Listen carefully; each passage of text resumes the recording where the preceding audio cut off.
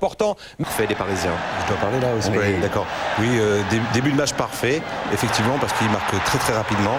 Et paradoxalement, on a vu une équipe parisienne, je dirais pas timide, mais qui n'a pas voulu engager encore plus le match pour faire la différence très rapidement. Et on a vu en fait une fin de match assez bizarre d'ailleurs. Et là on voit le 17e but de la saison de Paoletta, c'était la 5e minute, 1-0 pour le Paris Saint-Germain, le 82e but de Paoletta en Ligue 1, une action qui illustrait, c'est vrai, les difficultés dans le replacement défensif de la triplette de Lyonnais, Edmilson, Muller et Berthaud, et cette frappe de Mbami pas très loin de la lucarne de Grégory Coupet et de l'Olympique Lyonnais. C'était la 10e minute, grosse domination, on le disait avec José, du Paris Saint-Germain, et cette frappe qui passe pas très loin de la lucarne. La première réaction, elle vient encore une fois d'un coup de pied arrêté de Juninho, repoussé par Alonso.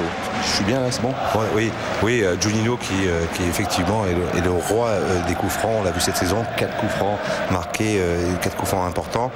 Et je te passe le relais, vas-y, parce que là c'est dur. On est à la 18e minute avec encore les Parisiens à l'attaque dans cette surface. Le centre de Fiorez vers Juan Pablo Sorin au second poteau. Là il avait vraiment l'Argentin, la balle du deuxième but au bout du pied gauche. Il est en très bonne position et il gère mal ce rebond juste avant la frappe, et il voit le cadre lyonnais se dérober. Lyon dominé, on le disait dans cette première période.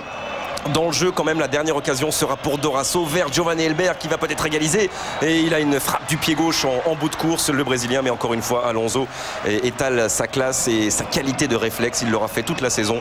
Alonso qui répond à Giovanni Elber, et justement on va revoir cette occasion pour Giovanni Elber. 1-0 en tout cas à la pause pour le Paris Saint-Germain. Et à ce moment-là, alors que Monaco et Rennes sont à égalité, à ce moment-là, Lyon n'est pas champion. Mais ça va changer en seconde période. Déjà le replacement des joueurs de Paul Le Guen, avec le soutien, on l'a vu ce soir au Parc des Princes, de Sonny Anderson, Soligo Anderson, l'attaquant de Villarreal en Espagne, qui était venu soutenir ses anciens coéquipiers de l'Olympique Lyonnais. On va retrouver un Lyon totalement métamorphosé, José, en seconde période. Oui, absolument. Et d'ailleurs, à la fin du match, Vaïd me disait qu'il avait eu un gros problème de coaching, parce qu'il a vu une équipe de Lyon refaire surface et effectivement devenir de plus en plus dangereux. Oui, Paul Le Guen l'avait dit, José, à la pause, rester concentré en défense et tout faire pour ne pas encaisser un deuxième but. On aura la possibilité, avec notre talent, disait Paul Le Guen, d'inscrire un but pour égaliser. Ils n'en sont pas très loin là, avec cette tête de Michael Essien, énorme tête, et encore une sortie, un réflexe incroyable signé Jérôme Alonso face aux Ghanéens de l'Olympique Lyonnais. Lyon qui domine, on le revoit, hein, ce coup de pied arrêté, José, avec une première tête de Louis Ndoula prolongée par Michael Essien, et là Jérôme Alonso a le réflexe qui sauve, et visiblement le ballon n'a pas franchi la ligne. Vaïd est debout, Vaïd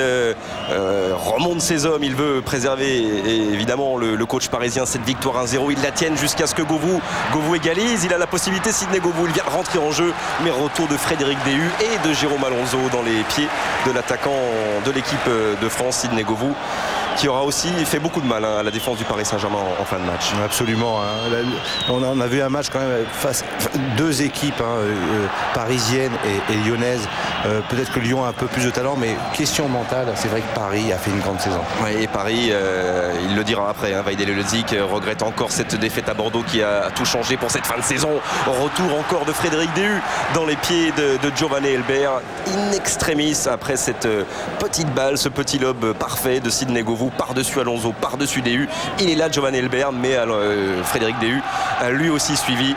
Tous ces hommes se percutent, mais on en reste pour l'instant à 1-0. Lyon domine, on est dans les derniers instants, 90e minute. Le corner frappé par Vicage Dorasso. À ce moment-là, le banc lyonnais sait qu'à Monaco, c'est Rennes qui mène 3-1, sait que même avec cette défaite 1-0, Lyon est champion, mais Lyon a envie d'arracher le match nul. On voit le sourire d'Edmilson sur cette tête de Juninho, encore une fois sortie par Jérôme Alonso. Magnifique tête du milieu de terrain brésilien, c'est pas vraiment sa spécialité, et là il claque bien ce ballon.